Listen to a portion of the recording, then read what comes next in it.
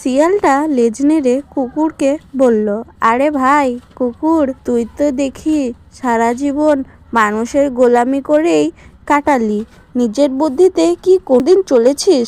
দেখ তো আমি কত বুদ্ধি, বিপদে বললে বাঁচার জন্য আমার কাছে 100টা বুদ্ধি আছে। কুকুর শান্তভাবে উত্তর দিল, আমি অত বুদ্ধিমান নই ভাই, বিপদে পড়লে আমি কেবল একটাই পথ জানি, সাহেবের সাথে পরিস্থিতি সামলানো। ঠিক সেই মুহূর্তে দূর থেকে শিকারির বাঁশির আওয়াজ আর একদল হিংস্র নেকড়ের গর্জন শোনা গেল। নেকড়েগুলো খুব দ্রুত তাদের দিকে ধেয়ে আসছিল। বিপদ দেখে শিয়ালটা ঘাবড়ে গেল। সে ভাবতে শুরু করলো, কাছে উঠবে নাকি ঝোপের আড়ালে পালাবে, নাকি গর্ত খুঁড়ে ভেতরে ঢুকে যাবে।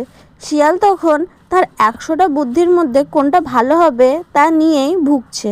ঠিক তখনই কুকুরটি তার মালিকের সংকেত পেয়ে বীরের মতন গর্জন করে নেকড়েগুলোর দিকে তেড়ে গেল। কুকুরের গর্জন আর শিকারির আগমনে নেকড়েরা ভয় পেয়ে দিকবিদিক জ্ঞান হারিয়ে পালিয়ে গেল। কুকুরটা ফিরে এসে দেখলো শিয়ালটা তখনও ভয়ে থরথর করে কাঁপছে এবং কোনো সিদ্ধান্ত নিতে পারেনি।